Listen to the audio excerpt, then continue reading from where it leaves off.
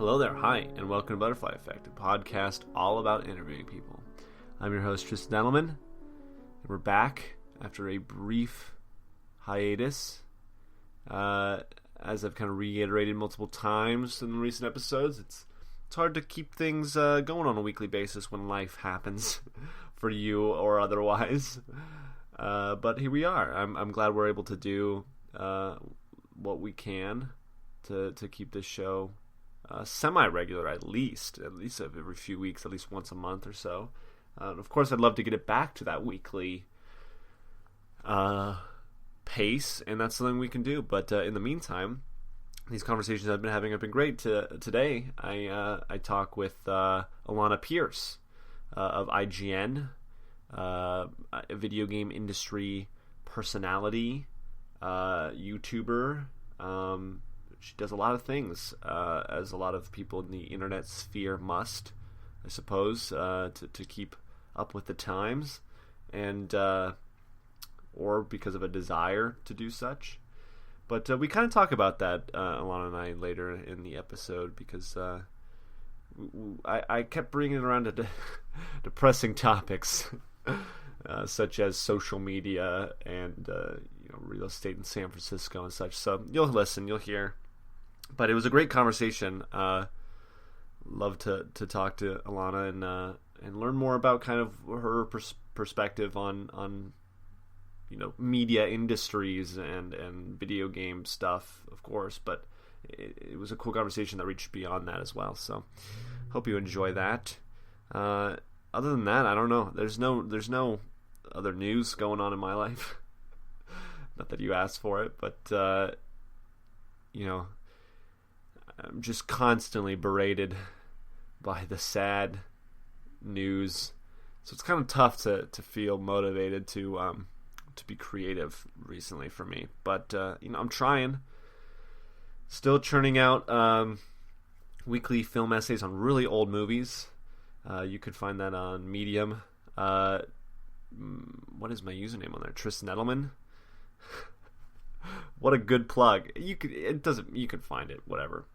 My social media stuff, I post all that stuff, and those have been a really good source of kind of any kind of creative outlet I need, because it's scheduled. I've scheduled it for myself. It's a topic that I can really delve deep into, these critical essays on each of my favorite films from each year, going back to the 1880s and 90s. And I just finished watching the films of 1922 that I was interested in. So that's something that is taking up a lot of my time, because I just need an escape. To be honest, I think that's what that manifestation of that desire is. And but it's fun. I just wrapped up 1901 with a pretty surreal film, so you can check those out if you want or not. Doesn't matter. They're mostly for me. But hopefully someday I can compile them into some kind of book or something like that, and get them out there a little more polished and stuff like that. But you need something in this world, am I right? Or am I right? Anyways, alright, I'll stop babbling on. Just check out this conversation I had with Alanah Pearce, and I'll see you on the other side.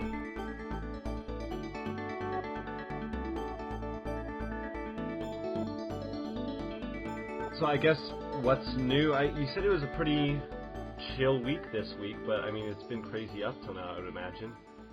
Yeah, working at IGN kind of never has many chill weeks. Like this weekend I'm going to Salt Lake City, and then Orlando, and then Austin, Texas, and I won't be back home until the 23rd, when I have to jump into doing our IGN first reveals for May. So it's tons of travel and tons of work all the time, but you also never get bored. Right. Very excited a lot. Yeah, and it seems like, the work obviously is something that you like to do.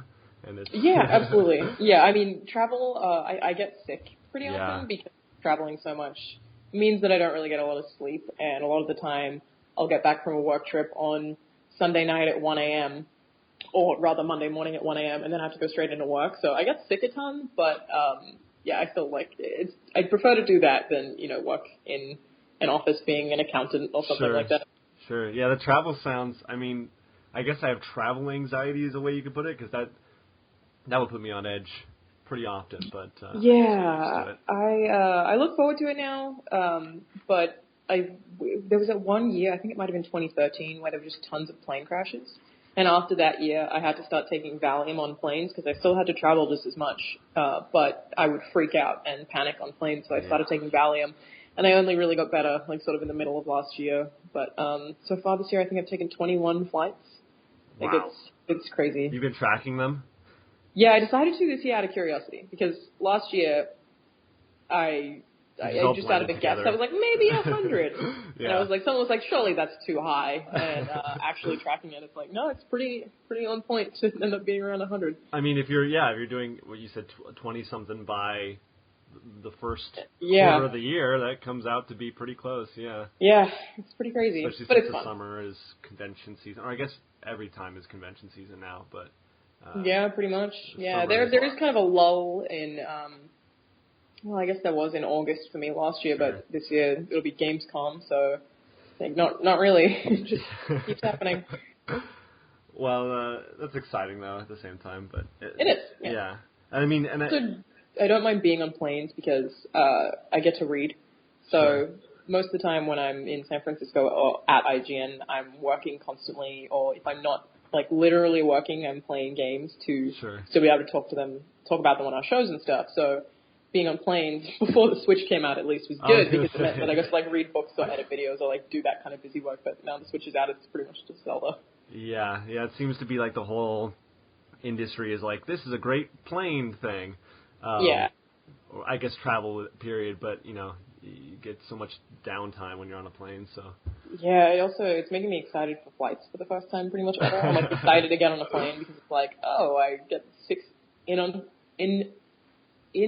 why am I saying this word? Uninterrupted is what I'm trying to say. Hours of Zelda, and that never happens. So and I mean, even in like a weekend or whatever, there's other stuff happening, and there's or you get a text or a phone call or something. Right? Yeah, exactly. Plane, just Zelda. There'll just be someone to come by and hit you really hard in the elbow with the cart. Yeah. Otherwise, I can deal with that. Sure.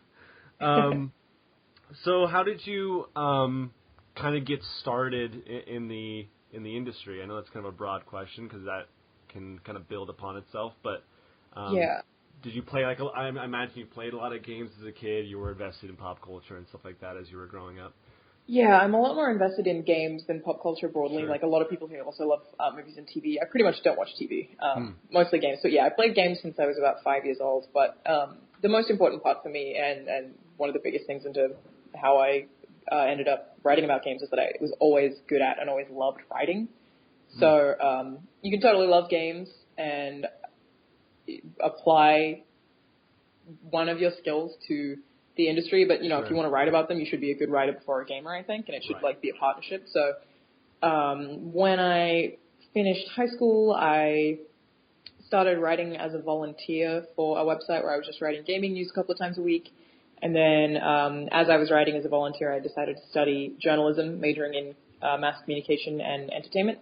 Cool. And from there, sort of slowly just picked up the different sites that I was writing for, started making videos for some because I kind of identified that with the way the industry's heading, you really have to be good on video as well, and really terrible at the start. I was also just pretty shy, so it was a lot of things that I was like, if I want to do this as a full-time career, I have to be very good at it because everyone wants to do it, so I need to make sure I check off all of the things people are looking for. So I taught myself video and video editing, and eventually started getting freelance work, and then went to part-time in Australia, and I've been full-time at IGN for about 1.5 years now.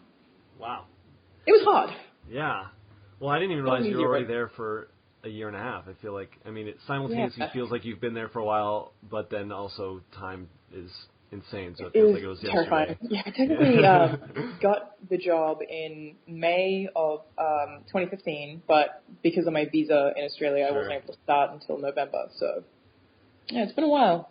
Yeah, and that's a whole process we can talk about later too. The traveling across the world to live somewhere else thing. But it's interesting you said that you kind of had this plan, I guess, of all right, I got to do video and stuff like that. Because I feel like probably your group of that's coming to IGN and all the various gaming outlets and digital media and stuff is probably the first generation that's grown up with it. and Mm-hmm. the market is so saturated that you kind of have to make a plan. Because you hear these stories from anyone, the generation before, or whatever, they're like, oh, we kind of fell into it. That doesn't really happen anymore necessarily.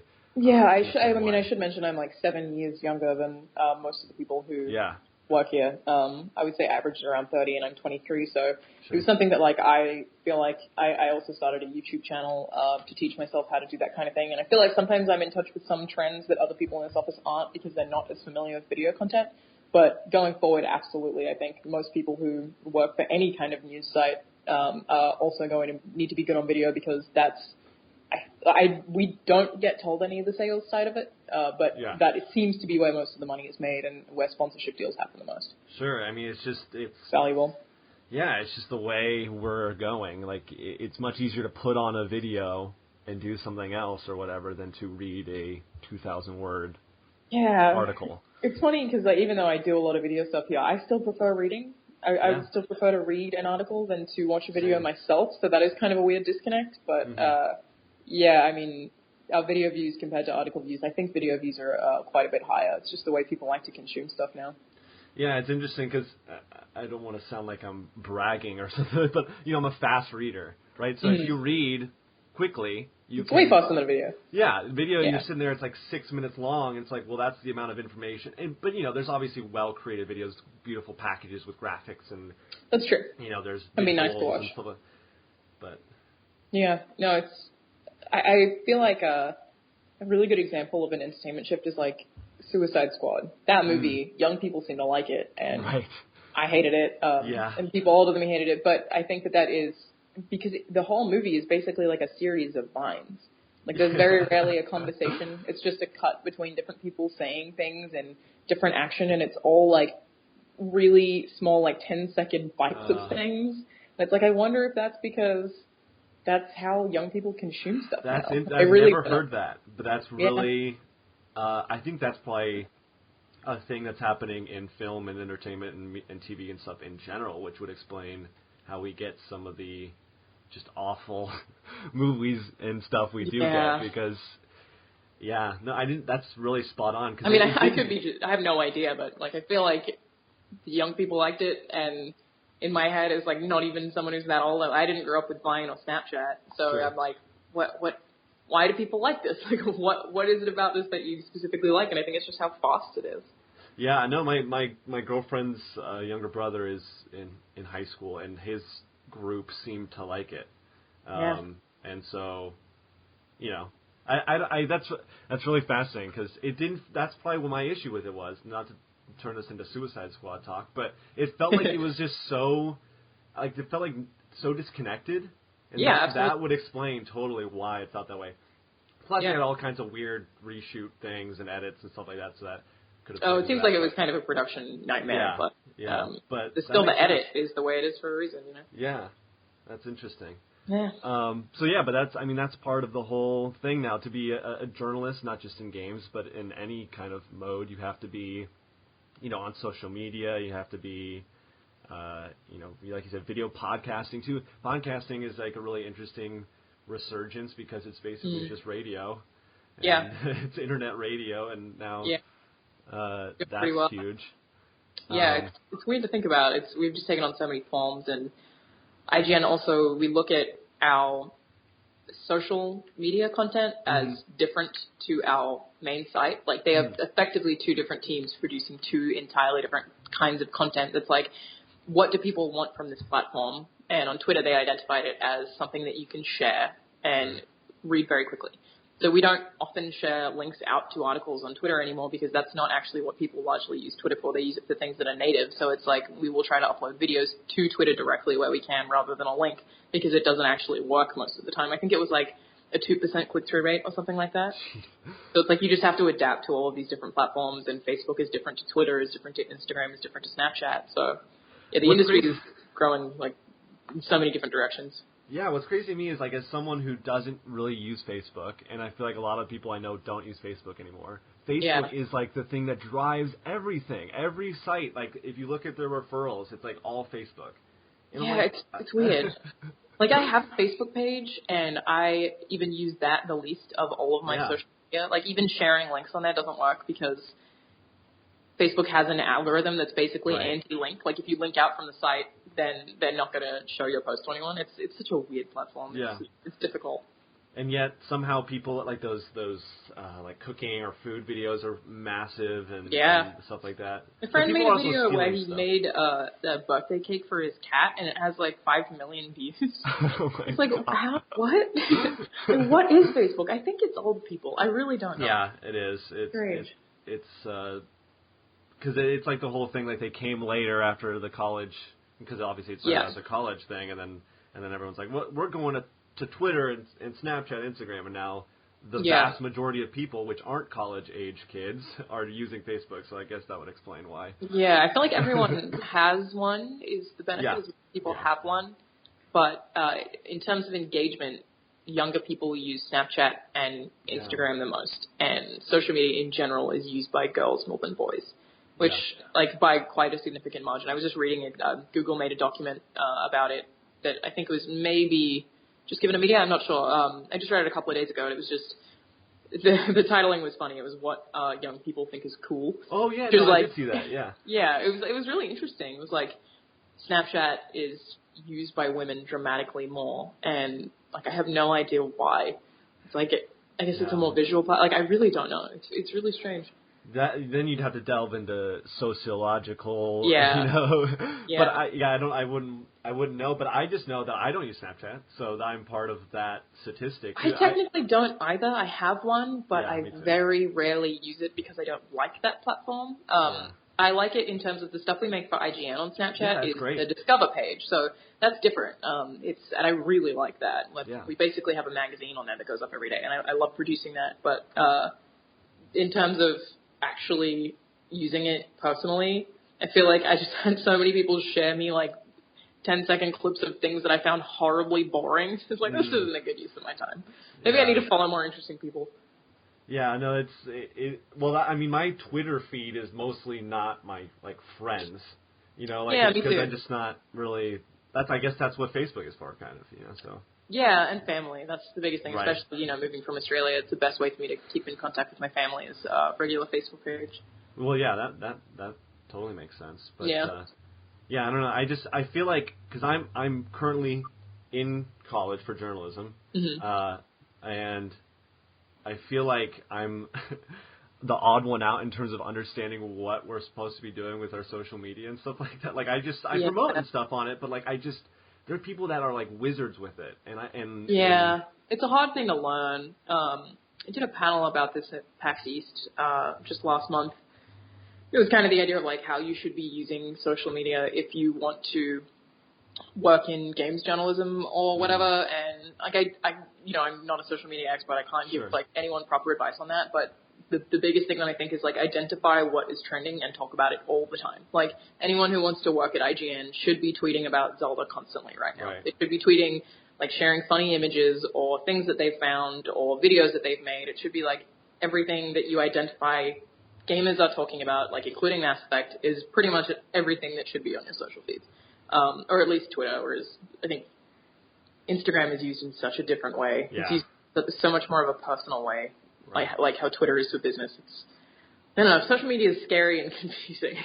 It just makes me, like, wonder, like, what it would have been like to not have social media be a part of the picture, which is not like to say, like, oh, things were better in the good old days, because they weren't, but, I wish it weren't necessarily a compulsory part of my job. There's, like, a lot of just added stuff that, I have to be on social media to exist in this industry, and that is the most negative parts of my job exist there. There's also a lot of positive parts that exist on social media, but everyone's free access to you to yell at you about anything that you say sucks. Like, I wish that wasn't a thing. Yeah, that seems, I think that's a real kind of cultural thing that we as a human beings need to address, because I feel that not that people weren't mean in the past. No. But there was an element of, like, oh, I shouldn't necessarily say to this person what I think about them, which is not necessarily nice, but it's nicer than being overtly mean. You know what I mean? Like, yourself or whatever. One of the biggest differences is a sense of like entitlement. Like Right. if someone says something crappy to me, I will most often just like something that's very bad, I'll just block them. And it's like my Twitter is my house. Like it's something I built. I didn't like ask you to come into it and talk to me. So if you're doing it, I feel like I should be allowed to ask you to leave. But people don't see it that way, and that's the biggest difference in real life is that if you exist on the internet, people think that they have a right to say whatever they want to or do whatever they want to, and like I have no idea how to change that. Yeah. It's such a bizarre thing that like I wonder if eventually we would just 100% be desensitized to it. Like I really don't know. Yeah, there's no path to solving, I guess, the anonymity problem, really. I mean, sites have tried, and others but have I mean, not. even anonymity is not the biggest issue. Sure. Like, I only have so many opinions on this because I also studied psychology for 6 months before I decided I wanted to do journalism. Uh-huh. And I don't remember the woman's name, but really famous performance artist. She once had basically an art display that was just her standing. And there was a table in front of her that was full of a whole bunch of different objects. There was a gun that had one bullet in it. There were knives, razor blades, but there were also like feathers and like nice, just I think there was 50 objects. And she had a sign there that said, I'm going to be standing here for the next 6 hours. Do whatever you want. And that was the only setup in that room. People went, and at first no one really did anything. Like maybe someone would hug her. But then by the end of the night, they had like taken all of her clothes off and started cutting her with a knife. And someone put the loaded gun to her head and made her hold it there. It's like that happened with a group of people, and no one at any point stepped in and told her not to do that.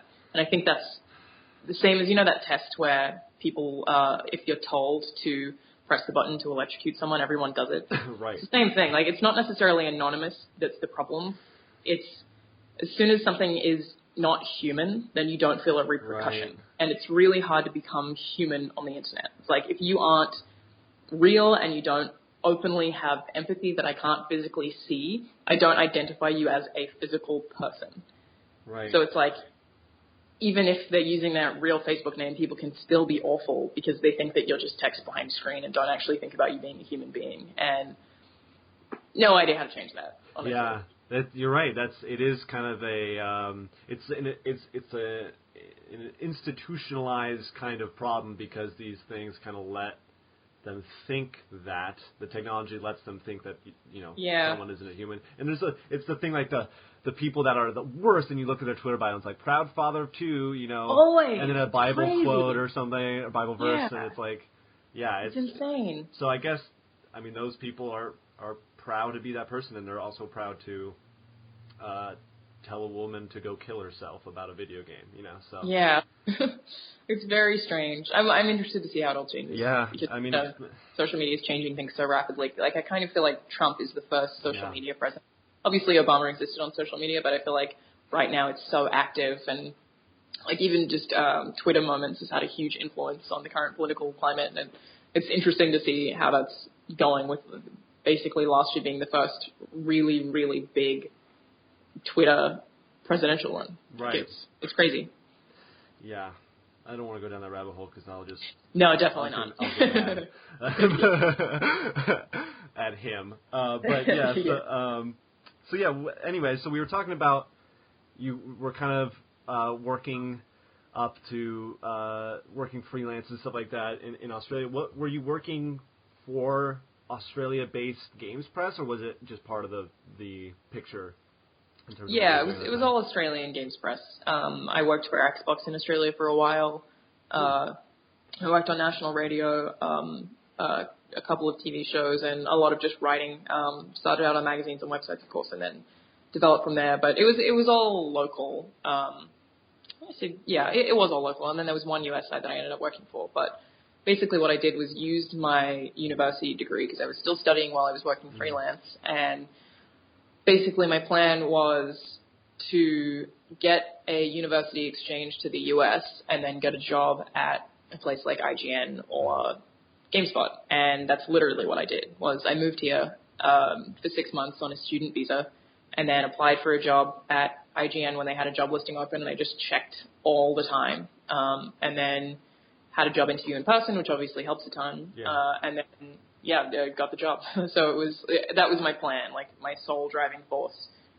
for getting very, very good grades in uni was that I needed to get a certain score in order to be able to move to the US so that I could like fulfill this ridiculous plan that I had, and it amazingly worked. Yeah, well, it's interesting because that's a whole other step of the process that, I mean, almost everyone that works at IGN has never had to go through.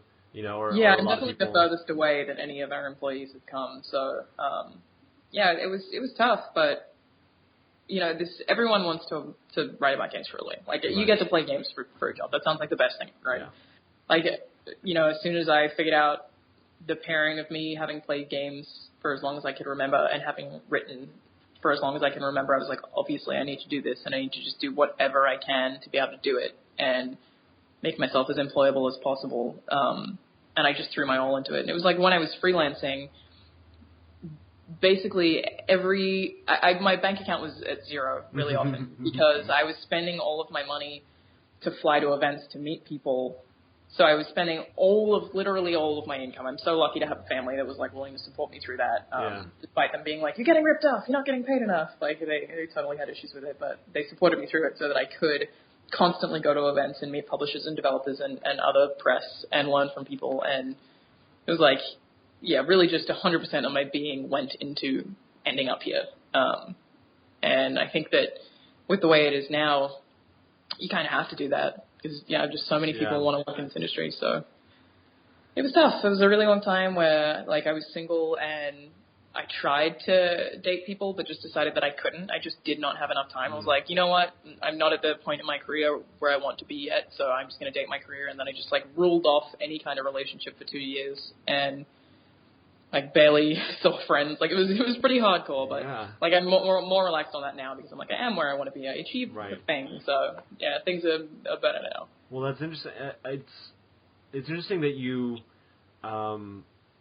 say that like you kind of need to have the drive. I feel like people have the drive, but there is a difficult thing of being like you don't have the talent, which sounds really mean, but I think that's displaced, right? You know how before I said I think that you need to be a good writer before being a gamer. Sure. I think that people should just identify the things they are good at and apply them to the right areas, rather than being like, I like games, I should be a game reviewer. It's like, well, we have so many departments at IGN. We have a social team who basically create memes for a living. If you are funny, you could work on our social team.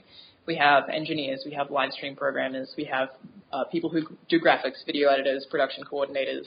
We have a HR team and a legal team and all of these different engineers, programmers, all of these different things that go into still getting to work with games for a living and be in this office where we just have video game stuff everywhere and everyone plays games, but people have picked things that they had strength in rather than picking games first. So it's like, I want to work in games. This is what I'm good at. This is how I make room for that. And I think, a lot of people do make the mistake of trying to be the on-camera talent or trying to be a writer when that isn't necessarily what they're good at. Yeah, I just watched this movie last night called Don't Think Twice, which is about an improv troupe, and one of the guys gets on Weekend Live, which is like a parody of Saturday Night Live or whatever, because they couldn't use Saturday Night. But the rest of them are like 30-somethings, and they're still doing improv, and they're working their day jobs, and he's suddenly like there, and it kind of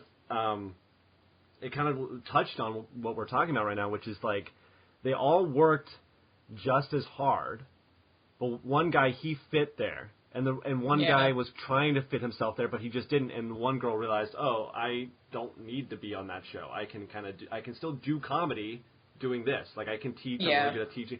So I think that's kind of an interesting. It sounds like settling, I guess, but if it's something that you truly love, then it won't feel like that. I mean, it's also just that our reviews editor Dan Stapleton is like one of the harshest editors I've ever had, and if you wrote and you didn't have passion and you tried to write a game review for IGN, when you would go through that editing process of how Dan edits the reviews that we write, you would be torn apart and you would hate it. Like you would end up being like, hey, you have all of these errors, fix them, and then you wouldn't know how to fix them. And I think that people who haven't written beforehand would hate doing it. Like they think in their head that they would like it because it seems like the part where they get to express their opinion. But in practice, like I think if you didn't like writing, you would just leave so quickly and you wouldn't want to be in the industry at all. So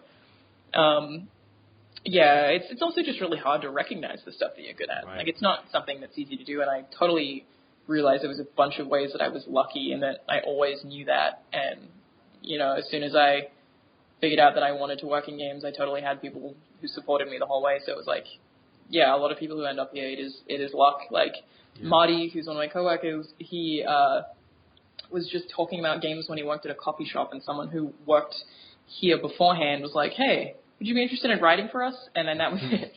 Like that, sometimes that happens. It's like, it's crazy. It's so different for everyone. Yeah, but you can't rely on the one success story from certain people because that might not be the end. No, that's absolutely true. Same thing though, Marty's always been a writer, so it's like it's the same thing for the two of us. But yeah, I think like one of my favorite things about IGN, probably my favorite thing about IGN is that no one is ever pigeonholed. So if you work in engineering, you can still make a video or write something, and people will edit it for you and work with you on it and put it on the site. There's no one who's ever going to tell you not to create something you want to create. That's cool. You can do it. Yeah, it's awesome. So what was, I mean, other than like timing things or anything like that, I mean, IGN has Australian offices, right? So, I mean, obviously you couldn't just be like, there's a job now, let me have it. You know, maybe the IGN, you know, San Francisco office is hiring, but they weren't. Yeah, IGN Australia pretty much never has openings because it's such a small team. Small, yeah. And a lot of the people who've worked there have worked there for a really long time. So I was looking at that as well. But I also just identified that I should be working out of the U.S. office because the job that I was on before I moved here would have been one of the highest paying jobs in the entirety of Australian games media. I was getting paid crazy well, and the issue that I had there and the reason that I decided to really take the jump and come here was that my hours were also awesome. It was insane. It was such a good job, but I basically had felt like I had hit a ceiling and was doing the same thing every day. And I was like, I'm too young for this to be happening. So the industry is way bigger in the U.S. There are more people here. There are more publishers here. There's more opportunity here. So it kind of just got to a point where I was like, look, I could do this same job I'm doing right now, which was I was writing and hosting a TV show. And I could do that forever, but I don't feel challenged. So I'm going to move to the U.S. And that's how I did it. And I totally wouldn't suggest everyone does that. Right. That's not necessarily recommended. I took a huge risk and it could have totally failed on me. But, I actively made the decision to come here, though. I think I'll probably go back to Australia one day. Like, I can't imagine buying a house in the U.S. and growing old here. Like, Australia is still totally home. What had you been to America before? No. First time I came here was when I was studying. And where'd you end up for that first time? I was studying in San Jose, so... okay, so still general, I mean, same state and everything. It's not like intentionally chose the Bay Area so that I would be around all the games media, basically. And what was your first, impression of it, I guess? Or what's currently still developing about your impressions of it? Weirdly enough, the first place that I went in the U.S. was Atlanta. I went there before I started for the Smite World Championships. Oh, right. And that was a weird first impression. It was like, Atlanta's so different to California. I mean, everywhere in America is really different. That's probably one of my favorite things about living here is that every single city feels different. Whereas in Australia, we have less cities, but they are a lot bigger. And kind of as a result of that, it means the culture between all of them is sort of melted. Like a lot of people who grow up in the city I'm from, which is Brisbane, which I think has 2 million people, will end up moving to Sydney or Melbourne eventually. People from Melbourne will move to Sydney or Brisbane. And, we have maybe 5-6 major cities, and they all, have, subtle changes, but overall don't feel half as different as a city that's 45 minutes apart in the U.S. Because there's so many more people here, and it's older. It's just culture in different places is so much more established. Compared to Australia, it almost feels like being in California versus being in New York is a different country. Yeah. And I love that. It's awesome. It's like you're constantly learning different things and meeting totally different people. Yeah, it's definitely, I mean, I live in Arizona, so one state over from California, and it very much has the vibe of L.A. You can tell that people moved here from Southern California and the signs of the buildings. But so many people come here from the Midwest and stuff like that during the winter because it's really cold there, and it's obviously it's just normal here in the winter. Yeah. and so it I think that's probably, there's just so much, I mean, it's been kind of talked to death, but I mean, America is really diverse, so that obviously would reflect in how people are. Yeah, no, it's awesome. I love that. So you started working at IGN. When did you start the YouTube channel? What was the kind of stuff you were doing on the YouTube channel? Was it all gaming related stuff before IGN? I don't even remember. I think so.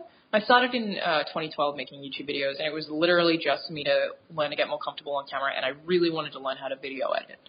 So I really don't even remember what my first videos were, because they weren't really things that I had planned out with the intent of like gaining subscribers or getting views. It was just, I need to make something. What's a dumb thing I can make that will like help me build these skills? And then I ended up like, for a really long time, for the first 2 years, I barely uploaded. It might have been like 10 videos or so a year, because it was really just a test. And then more recently, I've been uploading videos every 5 days that have just been me talking about stuff that I can't talk about at work. And it was like a complete accident that I kept making YouTube videos, but I really like it. Like, YouTube's something I really enjoy doing. And I think it helped as well, because at the time that I started at IGN, I had, I think, around 80,000 subscribers, and our general manager here always says that was one of the things that he noticed, is that I had built a brand by myself, whereas like a lot of people who work in games media sort of got their following from games media. Sure. And there's value in figuring out how to represent yourself and market yourself, and that definitely works for a journalist as well, because kind of even just on the most basic level implies that you know how to build a headline and engage people.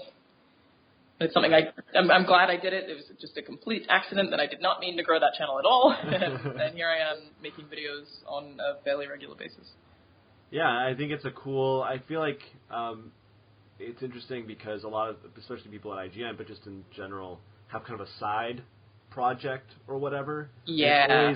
It always carries a different tone than anything else they're doing at... Well, I mean, the reason for that is because none of us can afford to live in San Francisco. Right. It's such an expensive city, and but it is cool.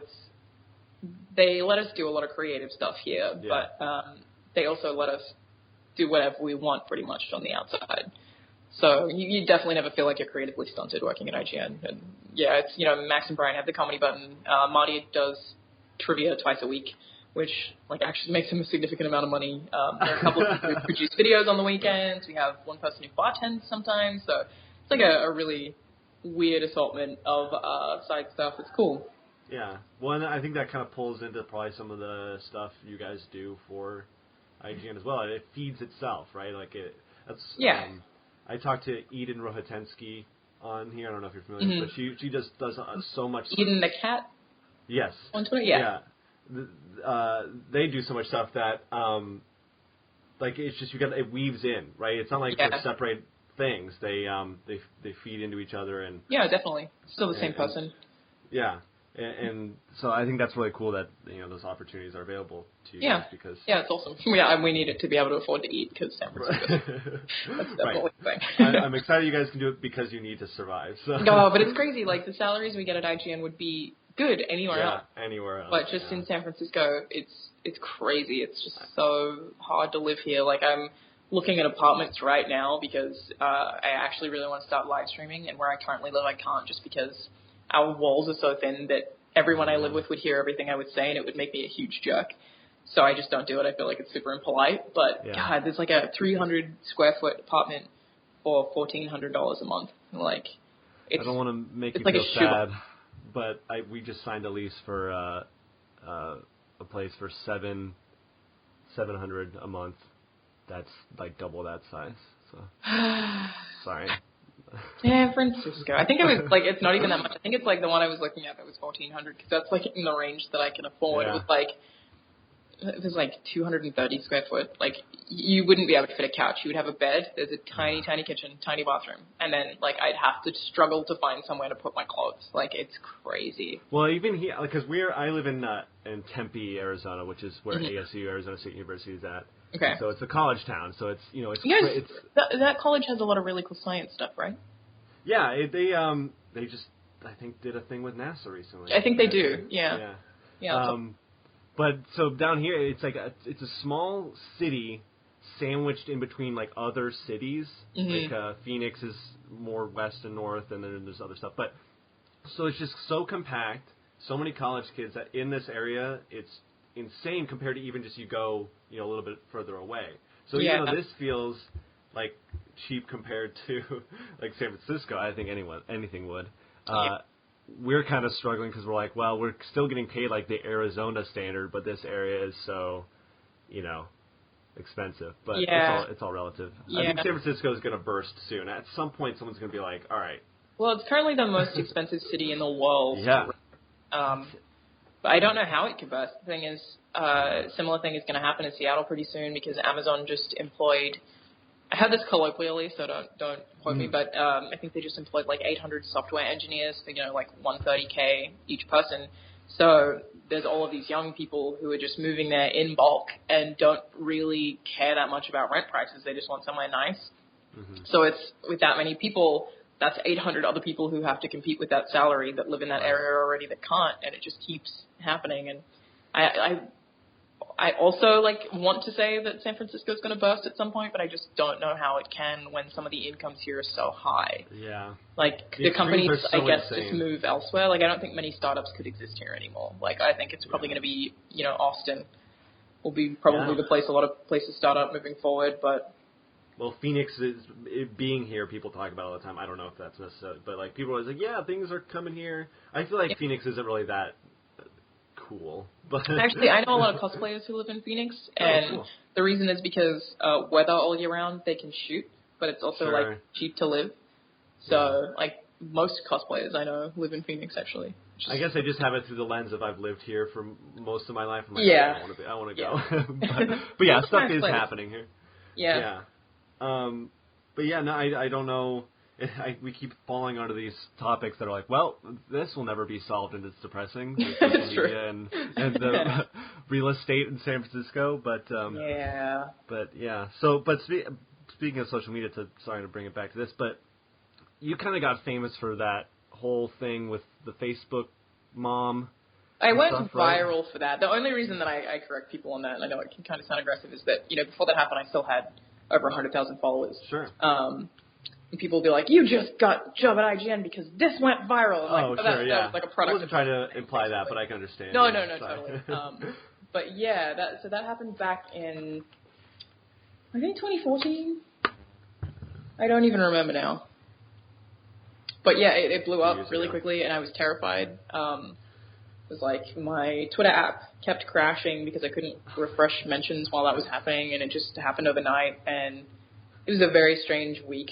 Going viral on the internet is a very odd thing because there's so many people talking to you, and most of them were really, really positive, but it was just I cannot reply to all of you, and there's so many different pieces of information being thrown at me that I don't know what to do with it all. So I stopped making videos for that week and a half while that was getting a lot of traction. I just didn't want to put myself out any more than I should, and I wasn't tweeting or using Facebook or anything like that. It was a very weird experience.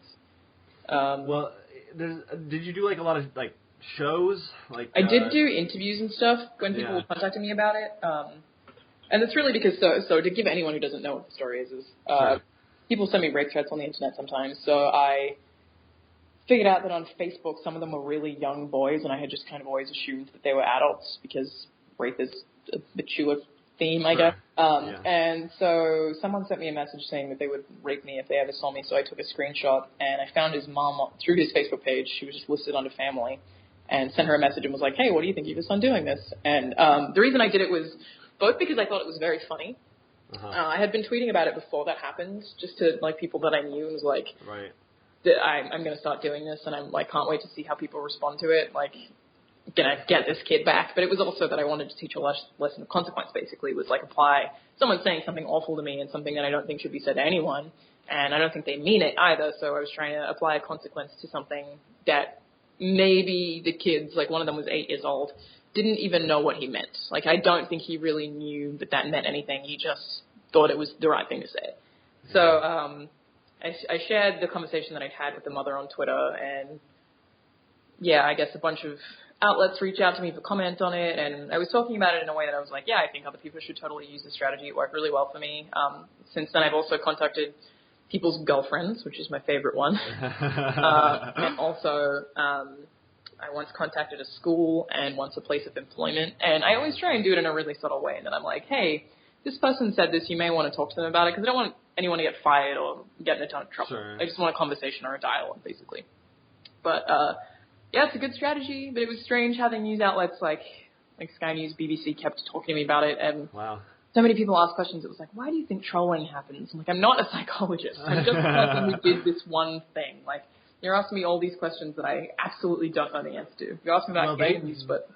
Yeah, the whole kind of mainstream media doesn't know. It's as much as we I say, as the internet people, I guess, I don't have this. We obviously it's legitimate to us, right? The YouTube, everything is. But when it's on TV, there's still something about it. It's like, oh, now it's real, or it's like bigger, or like if someone writes a book and the physical book is there, it's like even though we have things that are bigger and more listened to and watched and read online, when it's on these kind of legacy things, it seems to have more of an impact, and it just, I don't know, something about it seems like gives it some more legitimacy, even though it doesn't, because cable news kind of sucks. So. And no, that's still a thing that happens. Like when my grandparents saw me on TV when that was happening, they were like, oh, interesting. But, I could work for IGN that has an audience of 350 million people, and they'd be like, you play games for work? Like, this is a very big thing for the older generation. You could write a newspaper article about something going on. And they'd be stoked. It'd be stoked, but you could post a video of what your friend did or whatever, the cat and the birthday cake or whatever. Wouldn't mean anything. And get 5 million views. It's like, that doesn't mean anything. Yeah, it's very strange. It took me a really long time to explain to my grandma when I first started writing about games what that meant or what reviewing a game meant. And I would always just be like, it's like you watch a really long movie and then write what you think about it. And she's like, you have to review an entire game? Like, you have to play the whole thing? I'm like, yeah, you wouldn't review a movie without finishing the movie. And she's like, I suppose. Like, you're just so confused by it. Don't think she really understands it, but she tried. That's cool that the attempt is there at least. Yeah. It's kind of like, well, what? Yeah, I mean, she's like 87.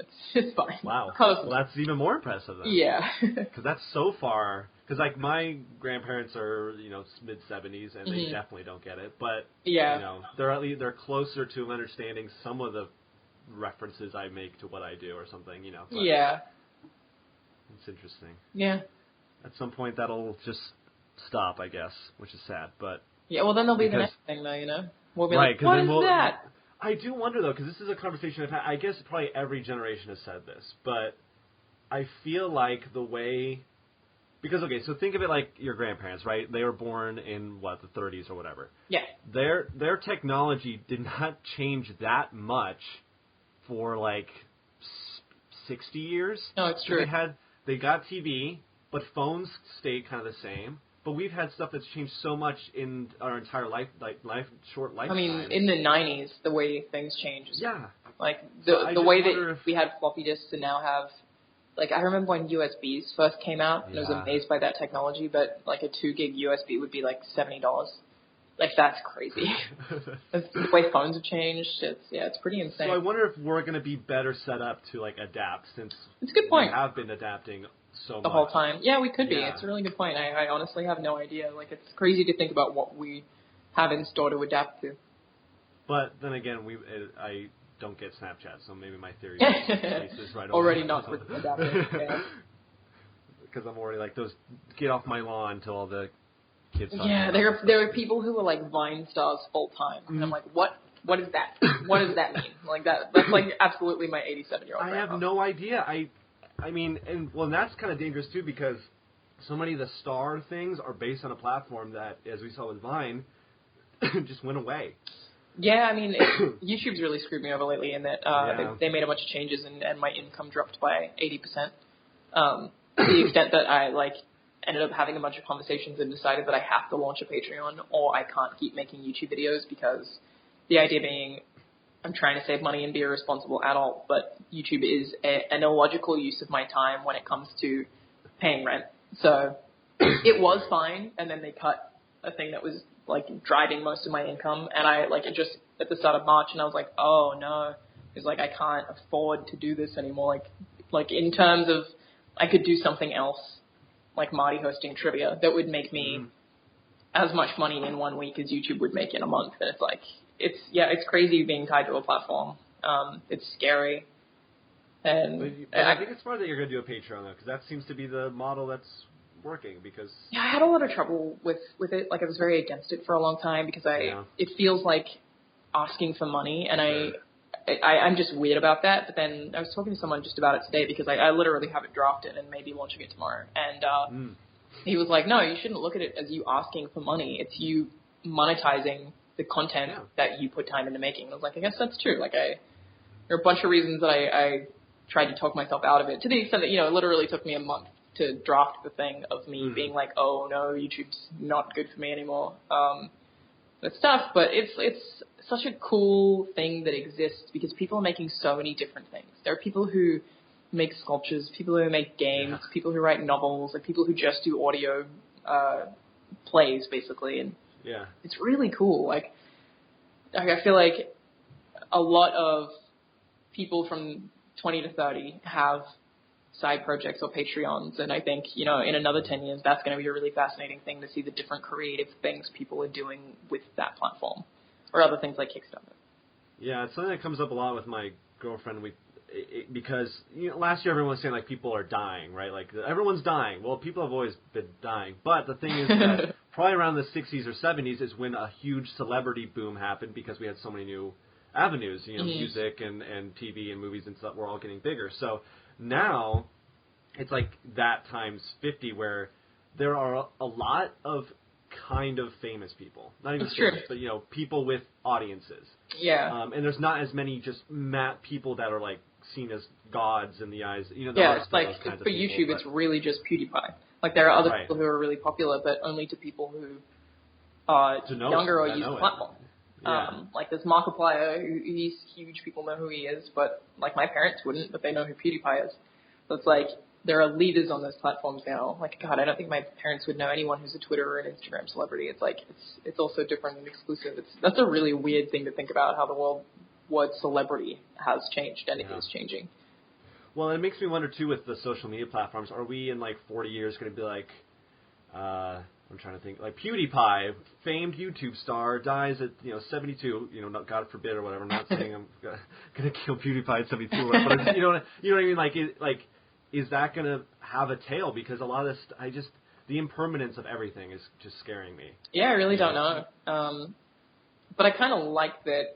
In theory, if I wanted to change jobs, I could just lock my social media accounts and get rid of everything. Like I could just stop having a following if I really wanted to. And that's like kind of a nice way out. Like PewDiePie could just stop making videos and his videos would still come up in search engines, but give it 10 years and it's like, maybe no, they don't write the PewDiePie is dead after 72 years or whatever article, which is like kind of a nice escape. But it's still a lot of existence tied to social media. Anyways, I think my existential dread has come through in this conversation. Yeah, it's happening. Oh, God. So, but anyways, so thank you so much for talking. I guess you're obviously going to be working at IGN for the near future, but do you have any cool things, exciting plans? I guess you just mentioned the Patreon, so. Yeah, that's exciting and scary, but the one thing I'm most excited about at the moment is, so IGN First, I mentioned it before, basically we, for a full month, feature one game and basically have it be kind of like the cover story of the site. Right. And I cannot say what the game is that I'm covering. It hasn't even been announced yet. But I'm stupidly excited about it, and I think a lot of other people are going to be excited about it. All I will say is that it is a sequel. So it's part of a franchise that already exists. I'm excited to see. I love that you guys started doing that because it does make it feel kind of like a magazine style. Yeah, and it's a really cool way for us to kind of explore things that we wouldn't normally get to be able to, because we basically, the way we get the IGN First content is we promise a certain amount. We're like, we will make 8 things about this one thing in this month, which normally we would never do. So it's a really cool way to build a relationship and get creative with the way that we cover like huge games that are coming out. Awesome. Thank you so much for talking, Alanah. It was a great conversation. Yeah, thank you so much.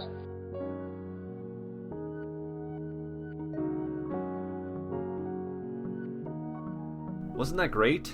I really enjoyed that conversation. It was, even though I've been doing these so infrequently, every conversation seems to enlighten me and put me back into a good mood, talking about the creative outlets and stuff like that. It's cool to learn more from somebody else in all facets of creativity and industry and such. But thank you again to Alanah for coming on the show. Next week is something I usually say, but again, the show's irregularity kind of is keeping that in the air. But there's still a couple guests that I'm still working with and working on, and I think they're exciting. I think they're cool. So hopefully those will be, spawning in this feed, whatever feed you're looking at, sometime this month or next month, or maybe after that. Who knows? But I am excited about it. So please be excited. That's coming soon. In the meantime, you can keep up with everything on Facebook, Butterfly Effect Podcast, YouTube, Butterfly Effect Podcast, Twitter, Butterfly Pod. I'm on Twitter at Edeltodd, ETTLETODD. That's probably the best way to keep up with everything I'm doing, see what's going on.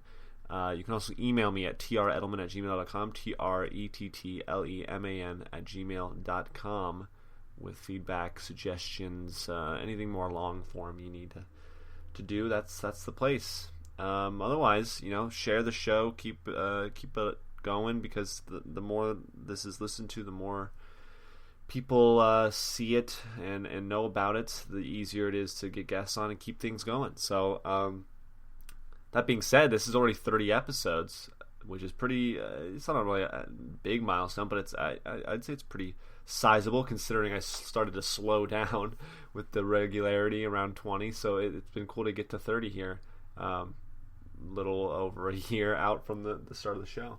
Nonetheless, it's been a fun ride, and I mean, this is a thing that I'm hoping to do, however irregularly, for many years to come. So at some point, I'd love to get it to that weekly place. But in the meantime, I'll just keep trucking along, talking to people that I think are cool. So suggest to me on any of those channels I mentioned, people you think are cool. And I would love to consider it and hopefully actually talk to them. So anyways, I hope you have a good week, day, month, year, whatever, hour, minute. And I'll see you the next time this show is live. Thanks for listening.